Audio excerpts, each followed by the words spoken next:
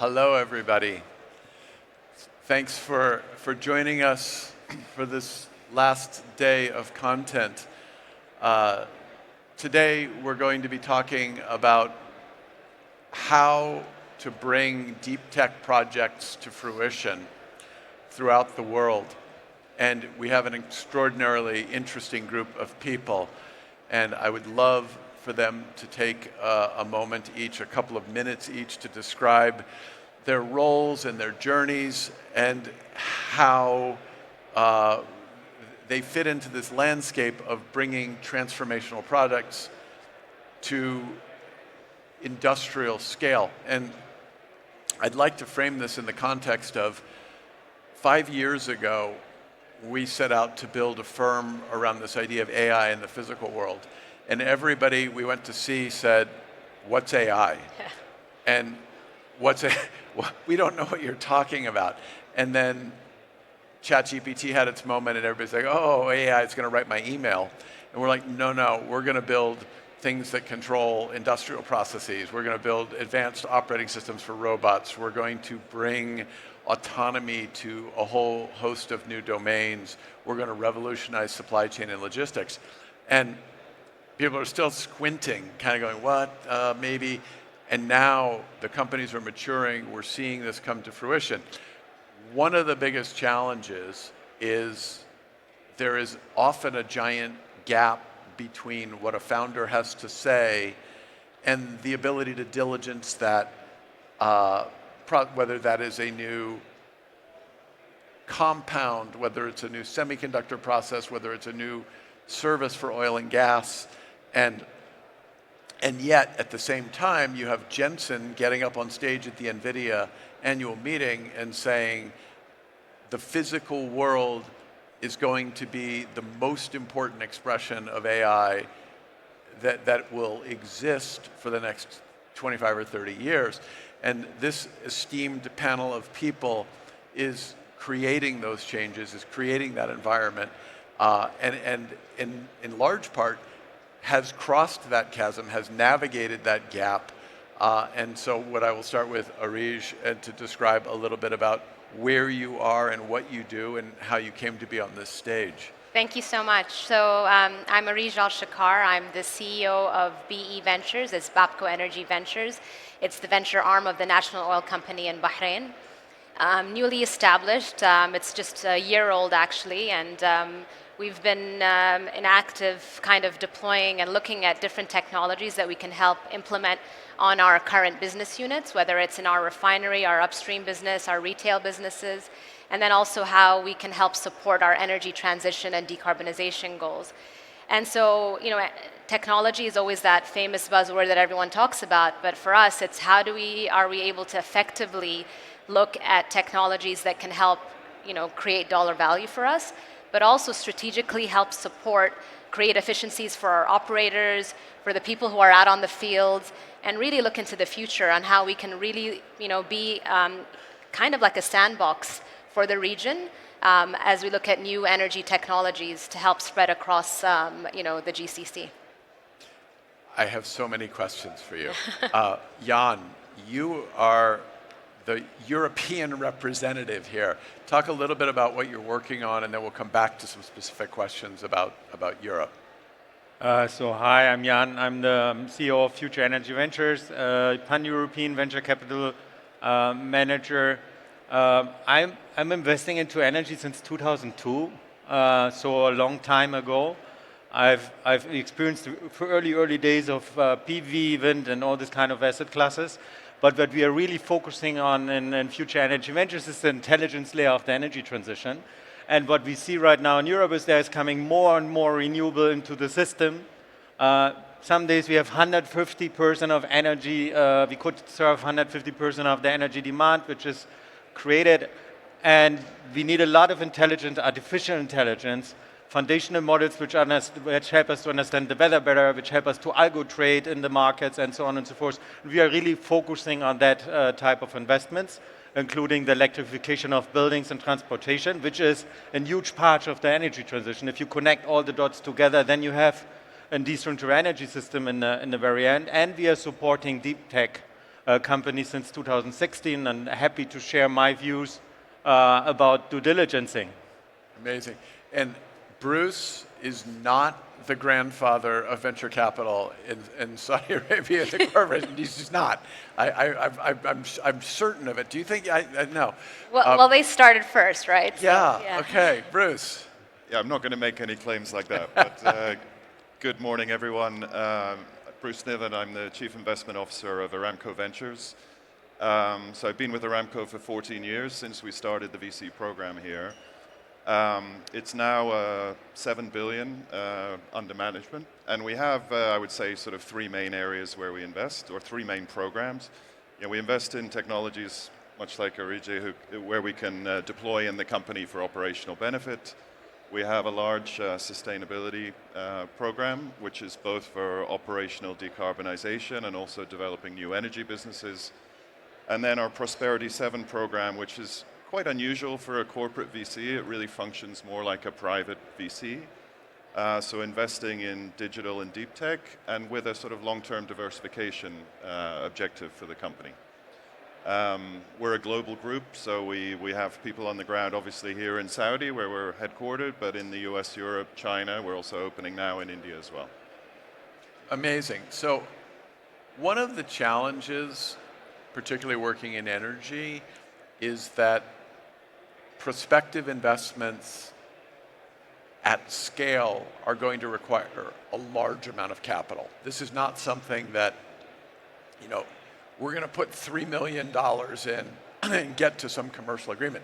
So as you think about the diligence process, how do you get comfortable with the idea that, okay, we're going to make a beachhead $10 million investment, but this project is going to cost $400 million to get to scale and then need to be replicated? Areije, do you have a thought on that?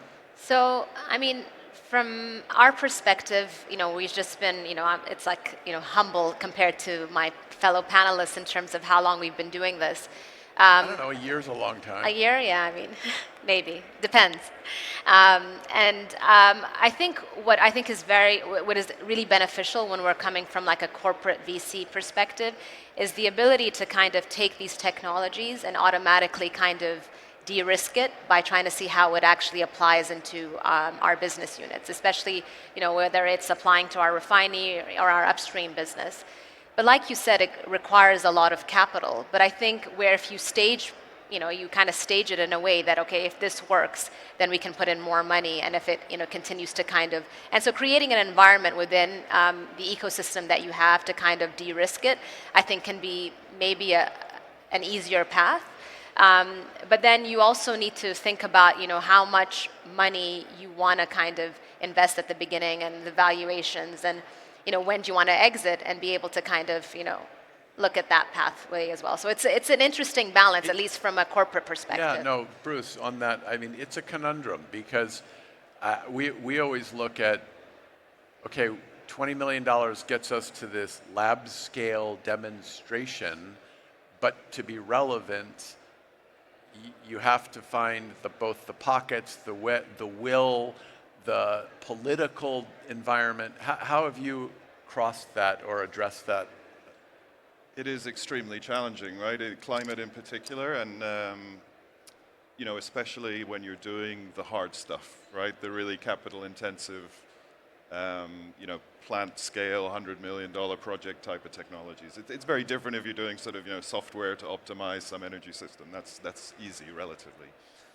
I think that, first of all, you need to build over time great teams that have the bench strength to do all the different complex parts of what those businesses need to deliver. You have to build strong syndicates of both, financial and strategic investors. I will say that in that kind of sector, we are shifting more towards the East and to China, because we see that China actually has the ability to scale these things better than anybody else, right? And, there you have kind of coordination of industry and government. Government, of course. Right? So you can get the first big projects kind of off the ground. You can get them funded more easily than you can elsewhere. Yeah. That does present certain geopolitical challenges in some instances, because there are projects, like you suggest, that are easy to do and hard to do. Jan, Europe, we publish an annual report, and I don't see it before the team finishes it. And we had one graph this year that showed public companies over $10 billion in market cap created in the last 50 years. And the US occupied 95% of the page, and Europe was this big. And the largest company was Spotify. How are you going to think about the global relevance of the venture ecosystem in Europe, and what are you doing to promote it? Yeah, spot on question. I was thinking was SAP the largest exit as such, and if you think about how old the company is, it's amazing. No, it's the biggest unicorn we've created in Europe, and since then, not much on that level. And there are a couple of topics. Maybe it's also part of a tech due diligence. I think a big part, or there are two main arguments. No, one argument is the team. I'm European. We're a little bit more decent, humble, and I think if the typical European founder wants to create a company, he creates a company and he wanted to achieve an exit of 50, 60, 70 million US dollars, no? And that's nice, that's great, that's an achievement. So I'm a serious founder, no? If you look at the US or other markets, people are really dying for creating a company which is multi-billion in size. And that's a typical different starting point of doing something, no? You write your presentation, you go to an investor and you say, hey, that's my 10 billion company, and 5 years from now, let's do it. And I think we are different in Europe, and that has also then kind of, that also is a cause why the capital markets are there, how they are in Europe. And founders, which are really good, used to go and will go to the US, no? That's one point. The second point is if you look at pension fund money, no? The money you need really long term, which is aligning with our goals about energy, longevity, and all these kind of topics. In the US, I think it's 2% or 3%. Don't count me on the numbers, but the range, no? In Germany, it's 0.002% of pension funds investing into venture capital to scale companies, and the preferred markets to do that is the US. Yeah. Well, that's a huge topic. There's no one to back that over long term. I spoke to someone recently who spent the last 4 years getting a commitment from EIF. Wow. And it wasn't a big commitment, but it took 4 years and hundreds of meetings. And so the question then is, do you think, as it relates to diligence and deep tech, is there the will? Is there, I mean, you're doing it, but is there an ecosystem that will sustain this? And what do we need to do to catalyze more interest and production? So, first of all, there's a willingness to create really cool new technologies, and the best proof is the energy transition. Most of the technologies we use today have been developed in Europe and Germany.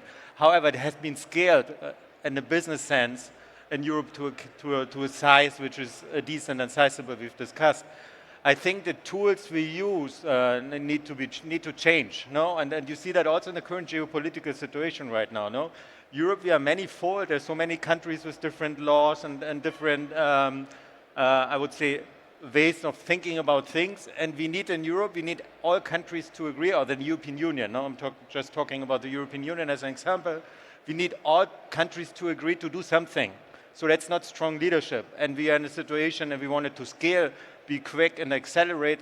I think that's not the right style of growing and scaling companies. And we need to change something, this approach, in order to get what you indicated. No, could Europe become such a market? I would say technology-wise, yes. Talent-wise, yes. Ambition is missing. Capital is missing. And then mainly is the leadership. The European Investment Fund is a great organization which is also supporting our funds and getting forward. However, it's just an organization which is hosted or governed by so many countries in Europe. It's just difficult to lead properly, especially in the situation where we're in right now. So Areije, you're in a different spot. You're in a very small country. Can you talk a little bit about how you think about the investments you make? Obviously, having to support your parent organization, but clearly they also have to flourish in other markets. And how do you think about choosing those particular platforms and where you're focused geographically?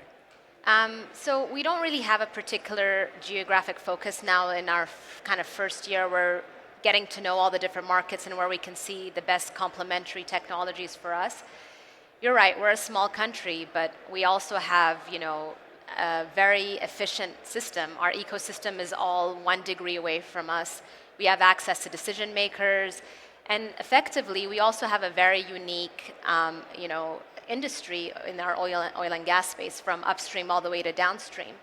And I think we complement, and we've always been at the center of being able to complement our neighbors. We've always been small, we've always been kind of at the core of that, but I think we really have the ability to really have a lot of these companies who are looking to cross over and come over. A lot of the founders in oil and gas are, engineers, put their head down and focus, and are not kind of like, the fun kind of fintech founders that you usually see and are very kind of go to all the conferences Right. and know what's going on. And so what I found is that when I meet these founders and they're a little bit apprehensive or intimidated by moving to the region where they know a lot of their future customers are, we can definitely be their first kind of stepping stone. Got it. Come over, we'll incubate you within our ecosystem, we'll help support you when it comes to understanding the nuances and how to build these businesses within the Middle East. And then of course, our neighbors just across the border. And then, we are a good place to kind of be an operational kind of center for a lot of these, businesses, from access to talent, the ability to kind of ease of doing business, but also Bahrain's a nice place, and so, it's not too bad to kind of come over and be there. Quick follow-on to that. Do you facilitate the implementation of some of the portfolio company products and help support them as they do a pilot or roll out? Absolutely. So how I looked at it is, I don't come from the industry. I have like 22 years of experience in banking and asset management along with venture capital. But then we have a huge pool of talent that are all across our business units, engineers that have been doing this all their lives. And when we look at diligencing, the best way is to see whether this actually works and whether these engineers can actually think that there's an opportunity for that. So part of our process is, our step one of our due diligence process is building out these pilots, bringing them over, working with the operators, and then of course we want to make money. So we look at it from a financial perspective and how this can scale and grow, and whether the region can be a big market for them. And then to your point, it's difficult. In the US, you can start a business and then you can just scale across very easily. In Europe, with all the differences and the different regulations, a little bit harder. We're like that a little bit too, but I think in oil and gas, we're kind of like friends and peers. So I think it's a little bit easier than when we look at other technologies.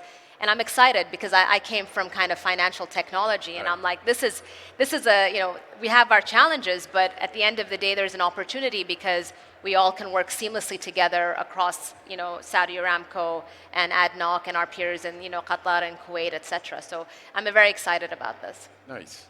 So Bruce, one of my favorite quotes from Warren Buffett read that it's not the technology that's important, it's its durability through time. And if you think about durability through time, to me that speaks to intellectual property and the protections therein. And you mentioned that you're doing a lot of stuff in China as well, and without casting aspersions, the intellectual property protections in China are certainly different than they are perhaps in the US or in Western Europe. I'd love to hear about how you think about the risks inherent in IP, and perhaps how that flows through your thinking about where and when to make investments. Yeah, I would say IP is kind of a foundational thing, right? You have to have it. I would say it's secondary to execution in many ways, right? If you don't build a company fast, then it doesn't matter so much. the IP by itself, standalone, doesn't have much value. But when you've built an engine that's building a business on it, then it's worth something. I think with respect to China, yes, it's historically been a difficult place from an IP protection perspective. My sense is that the geopolitics may be shifting kind of the dynamics there a little bit. I think if China is going to be able to kind of reopen itself to kind of technical collaboration with the West, it needs to kind of give those kind of IP protections for that to flourish, right? So it's still, there's some unknowns there for us. I think sort of, having the right connections can help give you some air cover, perhaps. But I don't honestly know kind of how far that goes, right? So there are still unknowns doing business in China. How important, as you're looking to make one of your 10 annual investments, if you had to sort of rank in the diligence process, where does IP sit for you? I think team, technology, market, momentum, investor base, IP, somewhere in there. Right. Right? And that's pretty similar for us. Yeah. It is not a gating item. It's a checkbox in a lot of cases. And it does depend on the kind of business, right? Software, you don't really, it's all about speed to market. Yeah, if you're in the... I was thinking more of an industrial process that might be relevant. Certainly in that kind of hard tech stuff, it's kind of a must-have. But it's not necessarily just patents, right? I think often the best strategies are sort of a mix of filed patents and then trade secrets, right? Because when you file a patent, you do give away some of your secret sauce. So, in the farm industry, if you're dealing with catalyst technologies, things like that, you don't want to be precisely giving away what you've been working on. That can count against you. So trying to kind of cleverly structure it so you've got enough protection without telling everyone exactly what you're doing and having additional, trade secrets that you're keeping in-house. I think I tend to favor that approach in those kind of businesses. So I'd love each of you to sort of weigh in on this thought. There are firms that have dedicated diligence teams. There's a group of associates or value creation professionals that do the external work, build the models. I'd love to hear do the investment professionals lead that in your firm? Do you use third-party resources ever? How do you think about academic interactions? To that, Jan, could you talk a little bit about how you think about it? All of that would be the answer, no?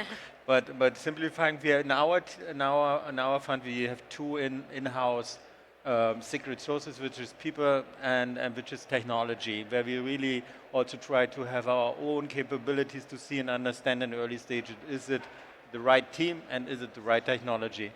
In the later stage in the process, then we involve our technological partners. It could be universities, could be large corporates, in really understanding the technologies, and we're also then using technology, the technology services for doing so. However, I believe you need to have some intelligence in your own house because it's a great capability to really select precisely the right companies in the first extent. And I think investment managers or investors are great people to invest and make money, but somehow they are not great technologists, and you need to counterbalance that in a sense. Like Bruce, I'm old, and when I started... I don't know if Bruce agrees with you. Thank you, first of all, for that. You did not mention me, isn't it? No. Well, Bruce has a beard. It's gray. I'm older than Bruce. But when I started, there were literally under 400 professional investment firms in the world. And there was a tweet recently that I found incredibly depressing, which said that there are now more venture firms in the US than McDonald's franchises. Put the number somewhere over 14,000. Wow. And the number of exits really hasn't changed. When I started to become an investor, you were typically a technical professional. You had typically started a company or two, and had a successful outcome. The premise being that if you were going to allocate money to people, that perhaps it would be useful if you had seen failure, seen success, made a quarter, carried a bag, developed a product. That is not the way it works today. People graduate from college and get jobs at VC firms, which I find still somewhat mystifying. But going back to your point, Jan, about having some internal capabilities, like I am an engineer and I still design circuits and write code and build robots in my shop. There are none of my peers do that anymore. So I'm curious, when you think about diligence, like Areije, what do you do when there's something that you're conceptually interested in, but maybe you found it, but it's not your deepest forte? Yeah, absolutely. I mean, I think we're very lucky because across, BAPCO and all of our business units, you have the people who it actually is their forte, the ones who wish they could actually have invented this or looked at it. And it's an interesting discussion. And, you need to have a level of humility, being someone who's an expert in investing and being able to kind of do venture in its space, but also understanding that people who come from the other side, have deep expertise and focus. So I've learned to kind of have big conversations with them, telling them to ensure when they use their lingo. I spent the first year getting confused in every meeting because they kept saying SME. And I thought that was small and medium-sized enterprises until I realized it meant subject matter expert. And so I think it's been an interesting kind of dynamic between people who come in and tell them, great, you want this and you believe in this and you believe in the research and the deep thing, but how do we make this commercial? How can we make money out of this? And being able to have this kind of, I would say, trifecta between the founder of the company that I'm looking at, between our operators and our experts, and then between us that come from the finance perspective. How are we able to kind of balance across all of that? And I think we've kind of built a checklist, much like how we do a finance checklist, team, market, et cetera, but also on the technical side. How is this able to be applied within not just BAPCO, but across our peers. But I think it's definitely an awareness and an education process. But I think, and I'm sure maybe Bruce would agree with me, that it's... He never agrees with me. He doesn't? Okay, all right, well. We'll have to see. But I think we're lucky because I can just knock on the door and ask one of the engineers, is this real? Is this for real? Can I just ask a corollary to that while you answer that, Bruce, or add on to that? One of the things that I have found that plagues our own diligence process is sometimes when you find a subject matter expert, an SME, in your vernacular, there is that bias toward give me the money, I could come up with that. The NIH factor, to use another acronym. I'm just curious if you see that at all, or but add on to what Areije was. Yeah, I mean, first of all, I would say that our approach to diligence is sort of custom depending on the deal, right? Depending on the sector, depending on the stage, and depending on the size of check we're writing. So I mean, we'll basically always use kind of outside counsel for the legal stuff. But when it comes to financial, we'll typically only use outside parties when it's a much larger check or a later stage company. When it comes to technical and IP, again, it varies by stage, right? And we, similar to Areije, we do have obviously a large bench of skilled engineers and scientists in a wide variety of areas, right? The oil and gas industry is actually a very multidisciplinary technical industry. But we don't always rely on them, right? We will quite often also bring in kind of outside experts to do, give us a view. Sometimes those are academics, sometimes they're kind of retired industry professionals, that kind of thing. So in our remaining 5 minutes, I have two questions for you. One for all of you. First is easy. Do you have a uniform process? Do you, for example, like at Amazon, everything had to be a 4-page typed single-space memo? do you do the same thing for every investment for the sake of uniformity and process? I mean, there is a structure for sure. I mean, at the end of the day, we're part of a corporate organization, so there's processes for approvals. But like to Bruce's point, every technology is a little bit different. Yeah. So if we're looking at anything in the new energy space, it'll be very different to something that is easily applicable and deployed in our business units. But we definitely do have what we'd say a template, and then we adapt it. Jan? Yeah, same here. So the structure is always the same. But we are a really diverse team, from mechanical engineer to computer science to international relations. So each and every team has a little bit a different style to answer questions or provide information in a structure that we can decide. But we need to understand the financials, the basics of the deal, and we need to have proof it's the right technology that can work, that the cost can scale down, and so on and so forth. So structure is always the same, but it's quite an individual approach how to fill it with life. I mean, I think, for us, our memos are broadly kind of similar structure. I think the one place it differs is where we do have kind of a seed program, so very early stage stuff, and then it's sort of accelerated, and our criteria are a smaller list and make quicker decisions. All right, the last question for each of you to answer, please, is what are the top 3 things you're looking for? Like, for example, last year, I was fixated on working on foundational models for physics and mathematical solutions. And we made 2 investments in that space. And what was wonderful about it is I've been looking for those for close to a decade. And because of the AI transformation, those came to fruition. So, Jan, what do you if you had to predict what you would like to see or invest in the next calendar year? That's maybe 3 things, but first of all, you should look at Juha. Tell me after. Yeah. It's a really exciting company. They're doing foundational models and focusing now on weather. That's really important for the energy transition. That's why we looked at them, because now if you understand weather better in a better shape, Sure. you can be more accurate and better trade. And trading means making money.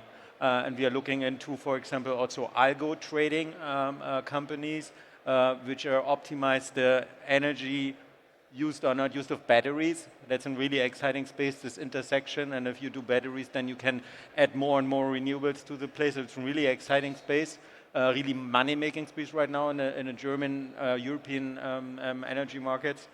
And the other hot topic is a little bit, we are not data center investors, but we are intrigued, and I told you before the meeting, we are intrigued by the connection between a huge amount of energy is needed, a huge amount of flexibility is there, and what does it mean for the energy transition? So how to enable, maybe how to connect and where to connect, and that are all exciting topics, but also then how to manage and use the flexibility in that cases. And then I'm intrigued a bit by the EV sector in Europe or globally is a bit suffering, isn't it? Yes. And I would love to see some consolidation there. And I think it's needed because there's a lot of useful tools. We have underutilized charging infrastructure. We have a lot of software players which have good softwares, but it's just too cheap to serve customers, or the costs are too high to serve customers. And seeing here something in consolidation mode would make me really happy. All right, Bruce, and then Areije quickly. Yeah, I would say making agentic AI enterprise grade, right? Number 1. When it comes to sustainability. You did see Jamie Dimon's quote that they had tried and 90% of agentic solutions failed inside JP Morgan. Yeah, I mean, we actually do have, AI, tools and solutions deployed in Aramco that are delivering value. Actually, one of our portfolios delivered, I think, what was the first AI project in Aramco in 2018. And it's delivering 30 million a year in savings, right? But, it's definitely still new and raw. And the agentic stuff, which is where I think there's really a lot of potential to kind of automate, intelligent automation is how I think about it. I have a company to show you. Yeah. And, but it's, it's right now it's kind of like a hobby tool, right? Or a small business kind of thing. If you want to, understand really what's going on inside it and debug it and run things at scale and reliably, you need enterprise infrastructure. So that's number one. Okay. On sustainability, I would say we're trying to sort of ride the industrial electrification wave, yeah, because really it's Chinese solar and batteries are what's moving the needle. We've got such good renewable energy resource here, we can ride that wave, and electrification will probably beat carbon capture and hydrogen and all these other vectors. So I'd highlight those two in our two main Thanks. areas. Areije, we're over. But yeah, I all right, well, quickly. You get the last word. Yeah, of course. So new energy, how do SMRs kind of play a part in our data center play in Bahrain? Storage for, basically solar, etc. And then I think what's very interesting as well is robotics, how we're able to kind of implement that from a safety perspective in our refinery, in our upstream business. So We have a robot that is really good, designed for the oil field. And then, of course, one last thing is that to me, it's very important, the founder behind each of these companies. You're going to love it. Okay, great. Thank you all. Thank you. Thank the panel. They're Thank you so much. amazing. Thank you. Thank you for listening Thank on the you. last day. Yeah, absolutely. Thank you.